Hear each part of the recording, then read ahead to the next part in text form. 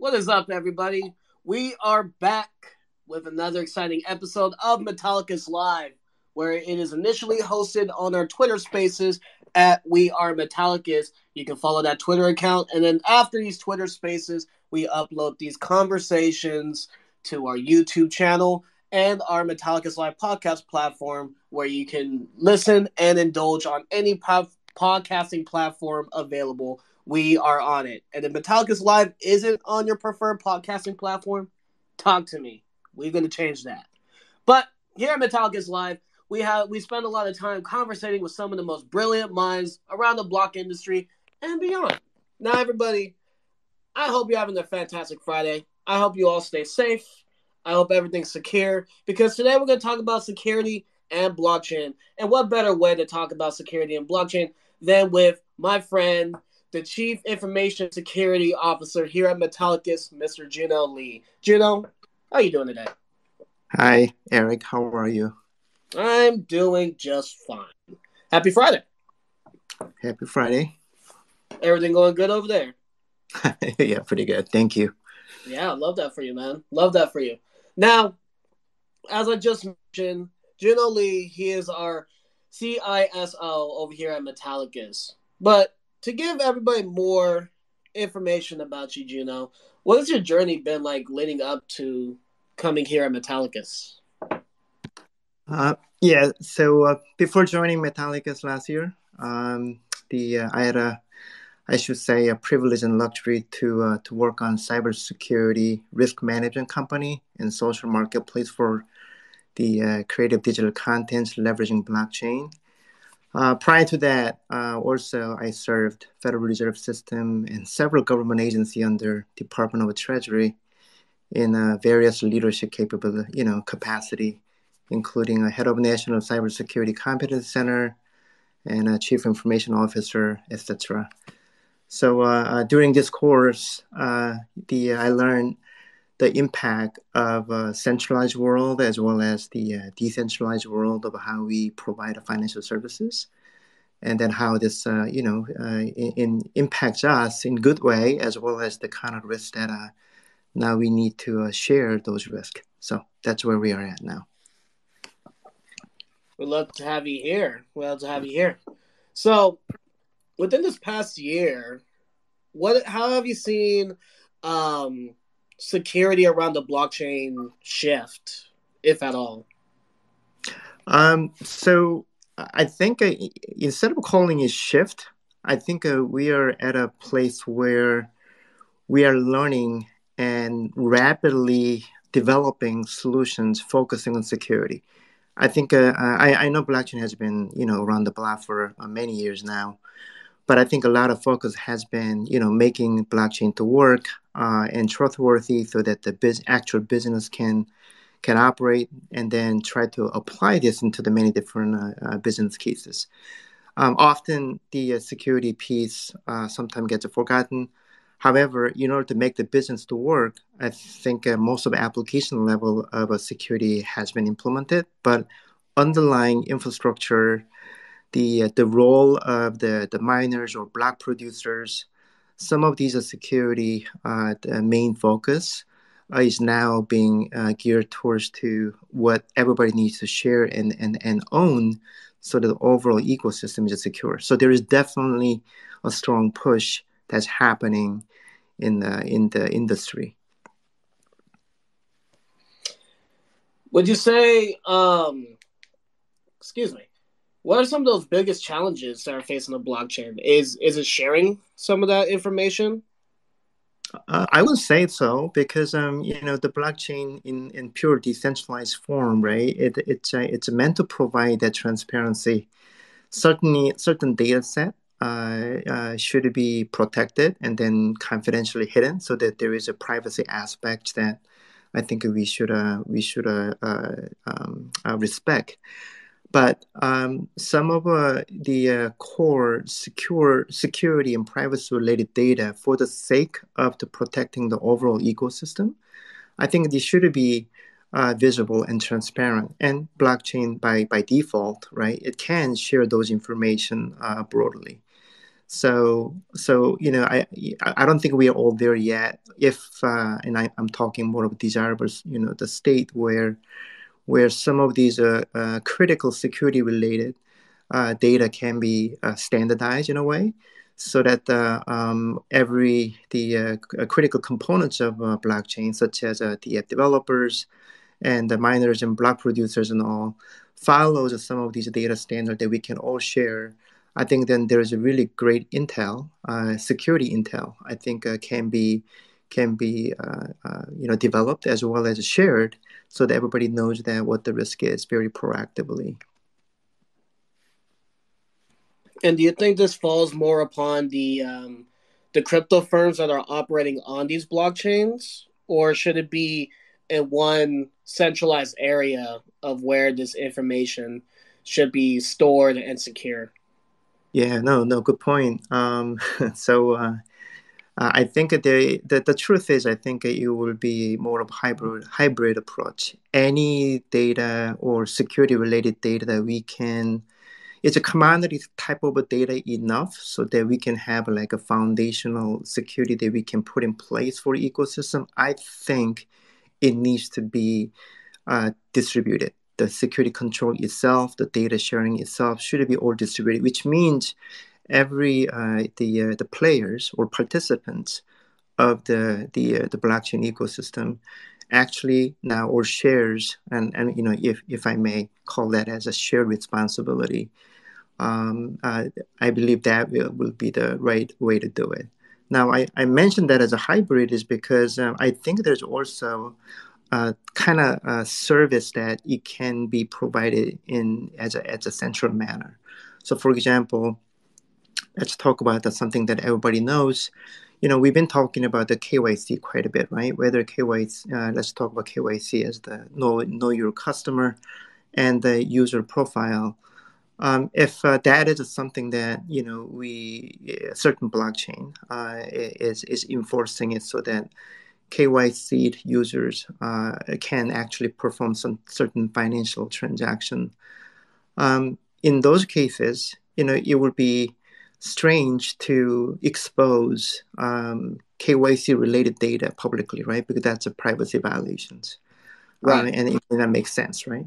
So in that case, then I think what we want to do is kind of zero knowledge type of solution would be very attractive. Now, zero knowledge could potentially be, basically somebody throws, hey, this users is that the verified user or not, and then you don't need to know my name nor other critical information, I mean confidential information, but you just get the results back. So so now that service, would that be more effective and efficient for for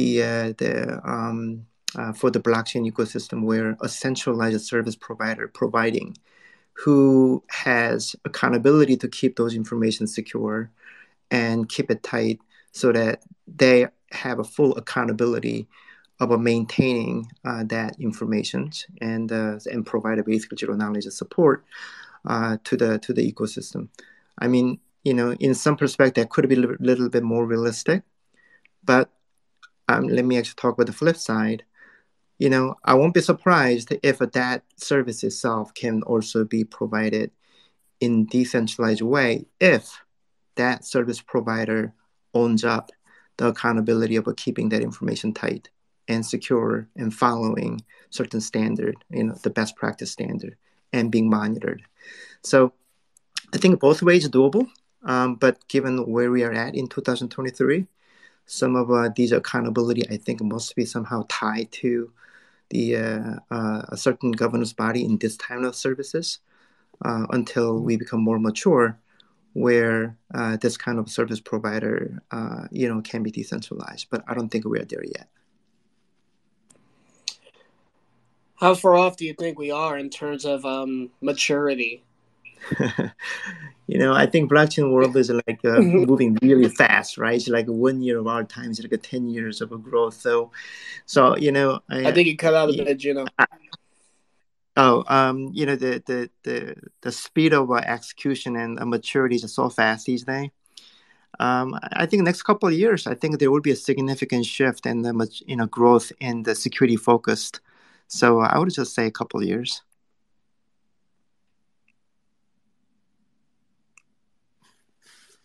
Eric? I'm sorry, Juno. I think we lost you a little bit there. Oh, We yeah. no we Yep. we heard Juno. I think it might be on your end there, Eric. We heard him loud and clear. Oh, do you remember? Yeah. So I was just saying that the maturity of how security is getting, being implemented is it's a fast enough. So in next couple of years, I think we may be in a good place to start adopting these security standard in the blockchain ecosystem.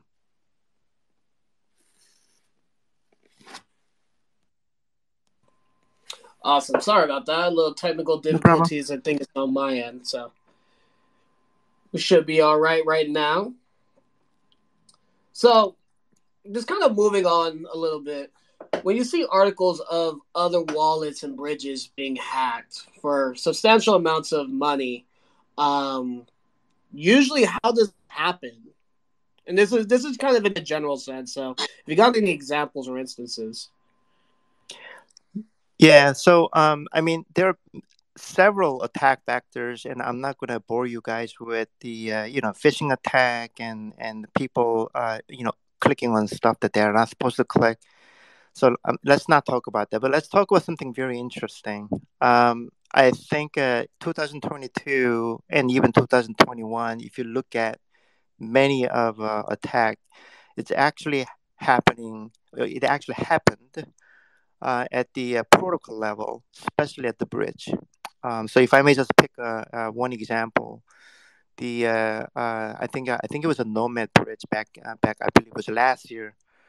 When the bridge is trying to work, connecting one blockchain to the other, that means in this case, right, we got a one bridging protocol built using both on-chain and off-chain components. So there's a one on-chain smart contract is used to generally like collecting and distributing, bridge fund.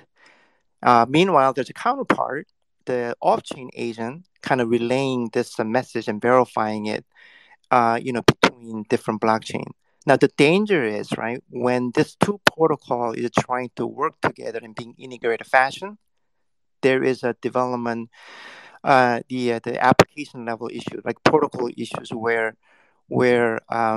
the something fails. So in this case, what happened was the blockchain deploys the replica contract that validates it to store these messages, but during these verification, sometime unauthorized message can be validated.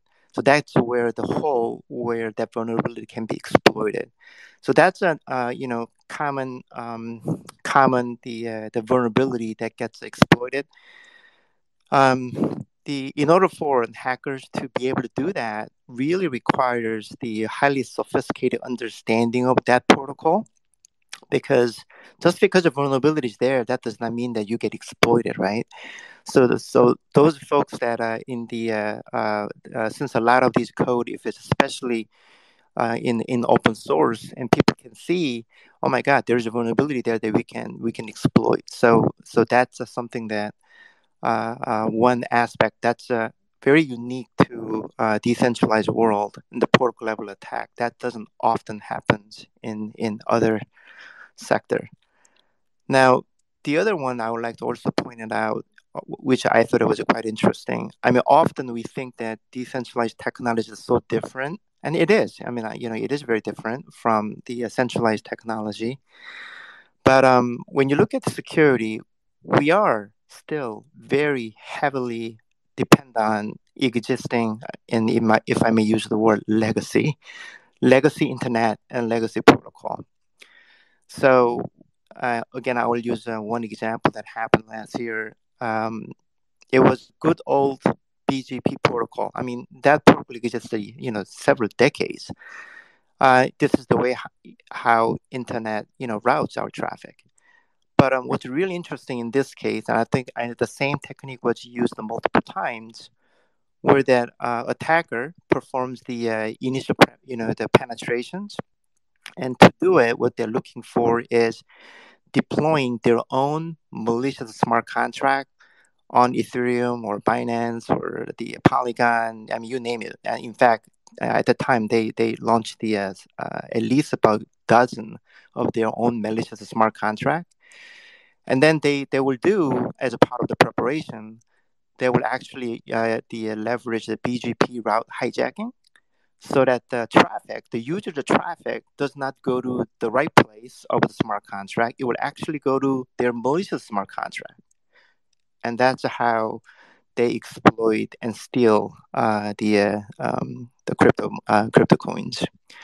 So my point being here is that something. I mean, aside of our most phishing attack and others, and what's really important here, that what I want to point it out, is the industry need on two things. One is, when we develop continually our own blockchain kind of protocol, whether it's layer one or layer two or layer zero, the quality assurance of our software, and then ensuring there's no vulnerability. I mean, there's no such a thing called a zero vulnerability, but if we practice continually looking at our code, and quality includes the tightness of our software, I think it's the must, especially when this code is open sourced, where everybody can see how things are being developed. And second, that I would like to emphasize is let's not ignore our legacy protocol, because we will be very busy launching and developing, the blockchain-based application and blockchain itself. But at the same time, often a significant attack does rely on existing legacy systems, and continually, the patching those legacy protocol or legacy system is also the must. Thank you for that. So, also real quick, if you could just put the microphone just a little bit further away from you, I think that'll work good for the loud. Okay. Hey, we hear you loud and clear though, and you're speaking a lot of facts here. So this is amazing. So, you talked about with the first step, just continually reviewing the code. How often would you say you would have to check the code and periodically make sure that it's up to date and up to standards? No, so you're asking me wearing a CISO hat here. So to me, the ideal part is the monitoring wise should be probably ongoing basis. So, oh my God, how do we do that in decentralized blockchain system? And that's why I was kind of in fact raising awareness the need of a standard audit log, a standard the log availability, so that wouldn't that be nice if all the participants can monitor ourselves, just like me monitoring the gate or door open of my neighbors. If I see something weird happening, my neighbors, what do? I call the cops. So if we're all peers and playing at the same sandbox, sorry, I shouldn't say sandbox, but we are playing in the blockchain, then I think certain the monitoring that we do in real time, I think should happen. Now, more specifically for software purpose, I think every time there is the enhancement ongoing, the release or the new release happens, I think that code should be reviewed. If I may just add one more thing, when we talk about the how people find vulnerability and get exploited, I was primarily talking more focused on the vulnerability piece, but let me just kind of add on to what happens in exploitation piece, right? When you're looking at the exploiting, at the end of the day, what they really want is actually quite old school. I mean, no really a significant change since late 1990s, where everybody wants privilege escalation. I may be just a regular users, but once now I have, let's say I was able to get on using the vulnerability that I was just talking about, whether I'm leveraging the existing vulnerability in the legacy system or maybe the protocol layer. I may not have a whole lot of access, but I will do my best to try to see if I can escalate my privilege to administrator of that local machine. So if your machine is one of the block producers, and I will see what I can to escalate the privilege. And one of the best way to do it is looking at existing patch level of your local machine. So whether the local machine is Unix or Mac or Windows, does not matter. And then looking for finding a way to be able to escalate that. And that's nothing to do with the blockchain anymore, right? That is a conventional or traditional, the patch management, and that should happen on ongoing basis. Interesting, interesting. So what you're saying is, obviously, in order to operate on the blockchain, enjoy the blockchain, we should make sure that every aspect of our technology, even outside the blockchain, we should make sure that everything's up to date, everything's up to standard. Is Yeah, that what you're yeah, saying? yep, yeah. I think you summarized it better than I did. Yes. Well, you do it more poetically than I do, first and foremost. So, what else can the average user do in order to keep their information secure when using digital currency? Yeah, so I get that question quite a bit, starting from my family member all the way to our investors, right? I want to kind of separate into two things. There is kind of safety practice that the layman can do in behavior wise, and there's things that you can do for technology wise. So let's talk about the behavior. I believe the behavior safety is much more important than technology safety because often most of technology safety these days can be automated. So let's talk about the behavior safety. And then I thought that I knew security, and trust me, I had to say I actually became one of the victims just about a year ago because I did not follow my own behavior safety. So first one is I would say wallet itself, right? It's just so, I mean, everybody knows that I would just probably like broken records. Wallet, never give out your the phrase, never give out your password to it, never give out the private Right. keys. I mean, it's such a simple thing, but yet, how do we do that? Well, I didn't give it out, but you know what? I know I'm gonna forget, so I wrote it down someplace. Oh, I wrote it down in my notepad. Oh, I wrote it down in one of my our computer system. So this is generally what happens. One of actually attack vectors, I actually forgot the exact name. I believe it's called the Clippers. So if a Clipper gets installed, right, it's a Clipper is one of the malware, and how people, hackers will likely in the multiple phase end up installing this kind of malware on your machine. What it does is it look at your copy paste. So you look at your the memory of what you've been doing in terms of copying and pasting, and generally, what do we do with our private keys when you want to send the money? You copy private keys, right? Because it's a Right. long, complex words. So what do? I copy the private keys or phrase or whatever, and then I put it into the Control C or Command C. That puts into the clipboard, and then this particular malware look at that, and it takes it. Well, guess what? You just shared it. So I go beyond sharing in terms of actually directly, explicitly giving your keys to someone, or our behavior should be, well, if you do copy paste function, and make sure you clean up your the clipboard. So there's certain the behavior should be literally typing that in rather than using or saving in both in the document wise or like a notepad or even in the memory perspective. So that's the one thing that I would really highly recommend. The other one is always log out. Don't keep the session hanging. System will conveniently keep the sessions for you if the session is hanging and it's maintaining your security profile in that way. Now you just gave escalation opportunity for the bad guys, right? So bad guys may only had a guest access, but now because of the session is on, you can actually go. They can actually go into, much deeper than what the guest user was allowed to do. So always log out, always kill the session. Especially if you're using any apps within the browsers.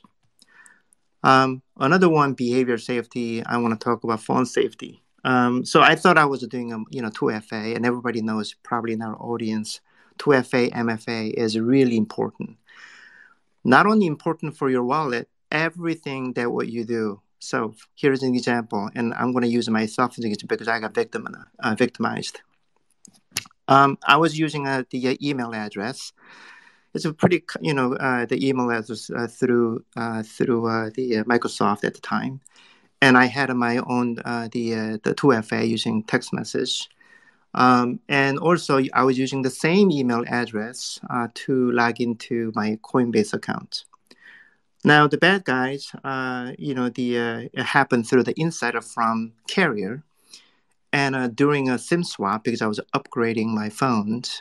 Now, very brief moment of time, that information got sold, which means the text message now routed to multiple places until they shut that down. So there was a window of time. I think many people who do not know what the SIM swap is, please feel free to Google it. And it will be very important, the vulnerability and attack vectors. So with that, what happened was the hacker was able to get a couple of code, and I was getting the same 2FA code to my phone. And then what they ended up doing was a denial of service attack against my Coinbase account. So I was locked out. Well, thank God that I was locked out. But what, one of the best practice that I want to talk about as a behavior is that if you do 2FA, don't use your phone. Use the either hardware tokens or even at least authenticators, the app-based tokens, so that even if your phone is vulnerable to SIM swap attack or something else, text-based kind of a messaging attack, then you are protected. So that's just something that I would do. A very simple thing to do: email. I was just talking to email. I mean, I should have have a dedicated email just for the important stuff. Yes, cryptocurrency is important. I should have a different email that I use for that purpose rather than commingle it with other type of work that I do, because one can just guess, oh yeah, that's a Juno's email. You know what, I'm sure he's using that email for his bank account too. That's a guesswork. So it's better not doing it. Lastly, on the behavior side, this is very hard to detect because the attack is getting so sophisticated. It's a scam and impersonations. So while we are busy, right, somebody calls you up and they make sound like they're help desk from your bank or a crypto firm or maybe your boss, and they ask you to do something. And that could be, click on this link, or that could be, we just sent you a text message to verify you. I would like to read, I'd like to have you read it back what your code is. As soon as you hear that, it's the first sign, ding, ding, ding, you are just about to get scammed. So these are the what I would have focused on as behavior safety. Tech safety is fairly straightforward these days, I believe, for the most of the users. Update and patch. I can't say anything more. Make sure that your phone as well as your laptop is always up to date in terms of patch level. One thing that I would have probably do that we don't do this often as individual users, whether you're using a Google account or Microsoft account, check the log. See when was the last time somebody logged in or attempted to log in, and then make sure it's you. Often you will see other people, and I actually, when I checked it, I actually ran into a couple times that, hey, that's not me. You can see the attempt. It failed, but you will see the attempt. Also, you can also see the how many devices that you currently have still says it's a trusted device. And those ones, you will see some of them are the phones that you don't use anymore. Some of them you will see the devices are still logged as or recorded as a trusted device with your authentication scheme. That should be dropped out. So when you see it, kill the session, and then you can actually mark it as that device is no longer trusted. So I think that's a very important thing to do. And just one more thing to add on the tech safety, browser lockdown, right? And we don't do this quite often. We could generally use the browser, whenever you're using the browser, probably the setting that you do is likely that what's already been provided.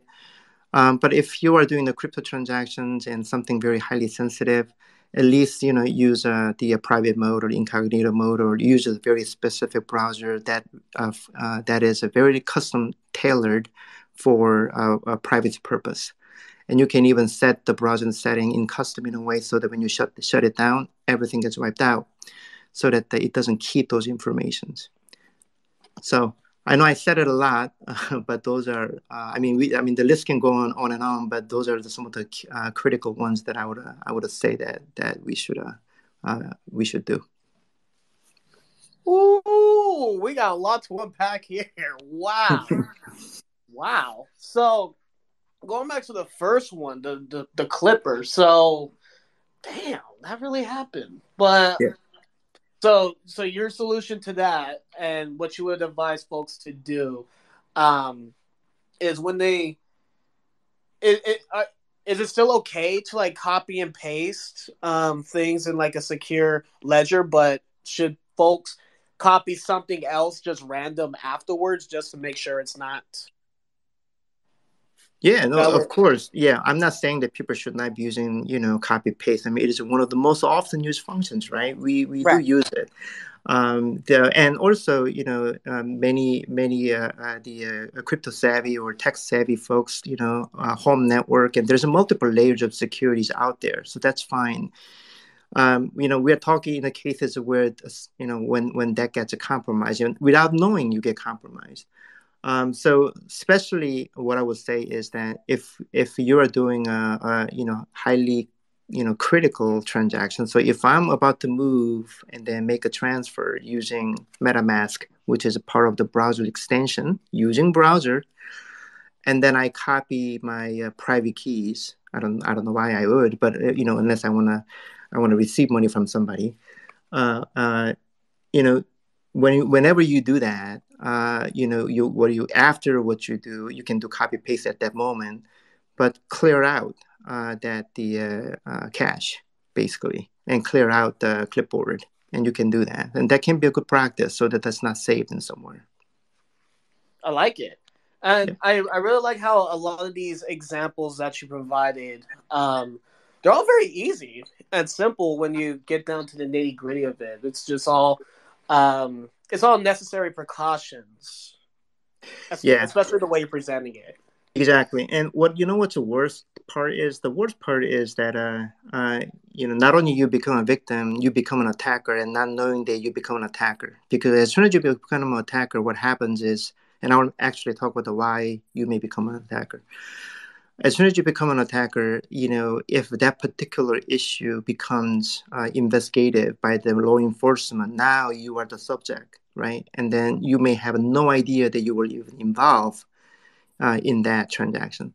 So what can happen is, this one is actually a bit different type of the malware. So malware, associated with the I think it's called the Gluptiva. I think it's kind of cryptojackers or a Trojan horse. What type of a Trojan horse called? I think it was named Mycodio or something. But anyway, this type, what it does is that it becomes a zombie basically. So once you got compromised, the agent, the malware agent, is now sitting in your machine dormant. So it's just sitting there, not doing anything, until there is a command and control machines that basically you can think that as a mission control of the hacker side, sends a signal, and that dormant agent gets activated, and then it would become a part of attack vectors. So if my machine got compromised like that, maybe I got compromised, through the Clipper type or the cryptojacker type or whatever. And now that machine is waiting for the command, and then now my machine is try to send the hacking activity against Eric, your laptop now. So now I'm involved, right? Yeah. So that's actually, in my opinion, worse than just you become a victim. The tightening up this type of the personal level security is very critical for all of us in decentralized world. Wow. Wow. I didn't even know all this, but this is extremely good to know. So, when you also, I believe this was the third step in terms of like two-factor authentication. And I just want to clarify on this. You're saying refrain from using the SMS text message codes and use like a mobile authenticator app Yep. would be your best recommendation? Yes. So if you have a choice, and the application like Authy or Google Authenticators, so authentication app is as much as safer than the text message, and obviously the more safer one is obviously the hardware security tokens. But I sometimes lose those keys, and I do a DOS to myself, and that's not a fun situation either. So, hardware tokens or the software-based tokens are good recommendation. Now, as well as the another common practice, and we do this internally in Metallicus, right, is that inform your carrier that your line, your phone number is protected. You can actually tell them that this is a high-risk line or something like that, so that not everyone can just show up at carriage retail store and then pretend that that's your account. So that if you mark that through the carrier, what the carrier is going to do is that if someone else who is not yourself shows up on the retail store, they have an obligation to make sure that the other person who showed up at the retail store is verified again. In fact, they will try to call you. So noting that would be a good way to protect yourself against a SIM swap attack like that. That's good to know. Several years ago when I worked in retail, we would activate people's phone numbers on some of the main carrier lines, and there really wasn't that much authenticators in place. It was just if you have this person's ID, that was pretty much it, and then boom, you can activate the number on the new device. It was pretty easy and pretty instantaneous. So, yep, kind of really puts that in perspective. Yep. Does the SIM swap situation, and obviously you told folks, like, if you have the time, Google SIM swapping and all that on your free time, but has it changed now that we're moving towards an eSIM era? I heard two different stories. So the eSIM, I guess the eSIM needs its time to prove it that it is more secure than the way it is now. So I don't think I want to comment in one way or the other. I think time will tell. Since the eSIM is more, as we know, it's all software based. So if it's really nothing more than a configuration changes on the existing SIM, and wouldn't that be even easier to even attack? That's one school of thoughts, but that's more of a concept. I think it needs to be proved. But with or without eSIM or hardware SIM, if you look at the attack vector, it's not SIM itself. What it is the insider of the carrier, or it could be the one who sells that information, the SIM information to other people. So attack at the risk level may be the same in my opinion, but I think we're going to have to wait and see that how this pans out. We shall wait and see. Yeah. Well, that's a great point. So make sure you clean your copy of your clipboard, everybody. Log out of your platforms. If you can separate what you do in terms of trading and your other the parts of your life that you use on the internet, try to use separate emails, use mobile or use authenticators, not just mobile, but authenticators. And what other points were there? You can use the dedicated browsers or use the private browsing mode. Like treat your browser like a kiosk, right? And then and then as soon as you are done with your transaction, clear out the browser cache. I mean, we don't do this. I mean, I don't do this all the time. But if you're doing it for crypto transaction or something that's sensitive, use the private browsing mode, and once you're done, clear out the cache and anything that's saved within that browser sessions. And lastly, tell these phone carriers to make sure they lock and secure your number and make sure That's that right. only you can access that. That's right. That's right. There it is. Now, let's shift gears one last time. Juno, what are your thoughts on AI and crypto? Wow, that's a loaded questions. So um, I will share my personal stories of trying to leverage an AI in the context of a security and other purpose that leveraging confidential info. So while back, our attempts to use and then let's only focus on machine learning based AI. Okay, I mean there's many different type of AI depending on the algorithm, but let's just say machine learning equal to AI for now. Um, the challenge in any machine learning the development, whether you're talking about effectiveness or efficiency of the algorithm, it needs to be trained. And of course, there's a multiple way to train it: incremental training versus the supervised training and unsupervised. All of this, regardless, it needs time to train. It needs to have enough of volume to train, especially if the stake is high. Meaning, if your machine learning algorithm is doing a trading, making decision for you, I think that stake is pretty high, right? You don't want that to be under mistake, or even healthcare world where it gives you diagnosis. And I just even recently read an article, a doctor who tried a chat GPT, where it's a fairly really well trained, proven to be trained, the analytic did a decent job at diagnosing it, but it actually made a critical errors where it would have made a wrong treatment. So with that said, let's talk about the blockchain. I think that one of the value of the blockchain is that data availability. So I know, previously I talked about some of the private, highly sensitive information should not be shared so that the privacy is kept intact.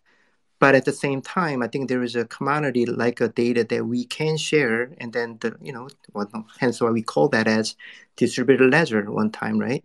So these data, there is a data availability. Before, most of an enterprise, when they're trying to develop a machine learning algorithm to be accurate enough to make a business decision, because of the information is confidential information and the data is in silo. I think we know the term data jail, right? In the company, it just does not get trained enough. But we're not there. That's not the case in the truly distributed decentralized space, which means we should be able to collect and then train our AI algorithm to do something. So let's talk about what that something can be, right?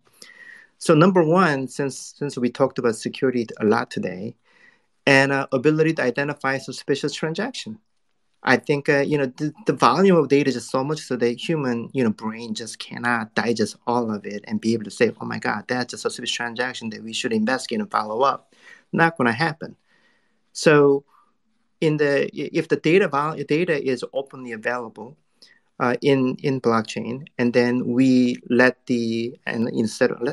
call that I'm developing a bot, and this bot is the machine learning bot, not doing anything, but constantly learning, leveraging the openly available data source, and then try to identify the suspicious transaction that actually violates AML rules under regulations, or maybe even a hacking attempt from wallet to wallet, or exploit attempt gets detected with a certain, some level of confidence, and it gets escalated. When it gets escalated, where does it get escalated to?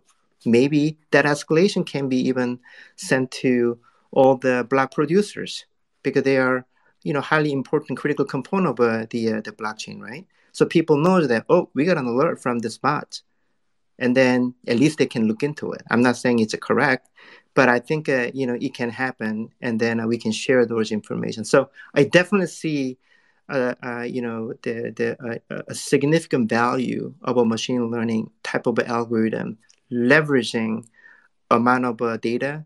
We don't have a data jail issue, or I cannot say we don't have it. I'm sure we will have it in some level, but more open than the previous stage of centralized space, and so that we can have the security protection type of algorithm can be trained and provide value for safety of the blockchain. Juno, it's been so awesome having you on today. I learned a lot. I hope everybody else has learned a lot because this was fantastic, Jeff, honestly. Do you have any thoughts that you would like to part with? I know we discussed a lot, but anything else you want to leave out to the floor? No, I just want to say thank you for opportunity to talk about this today, as well as the many listeners and participants. And you guys joined because you guys are all somehow interested in and believing in the importance of security. So, because of, all of us are here, you guys are all here, we can make our blockchain to be in the safe place for us to trust and to be able to leverage and then do our valuable transactions. So I just want to say thank you all for that. Ladies and gentlemen, that was Juno Lee, Chief Information Securities Officer here at Metallicus, and we're going strong. It all starts with us. Take all the necessary precautions on your accounts, on your browsers, with your clipboards, with your desktops, everything.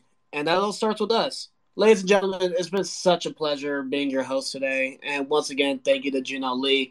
We'll see you on the flip side. But everybody that is listening onto this Twitter Spaces, please go onto our YouTube channel, We Are Metallicus, and then also go to our podcasting platforms, where you can find Metallicus Live everywhere that you can listen to podcasts. And once again, if you don't see Metallicus Live on your preferred podcasting platform, talk to me. We will change that. My name is Eric Lyons. It's been an absolute pleasure. You guys have a happy Friday. Bye.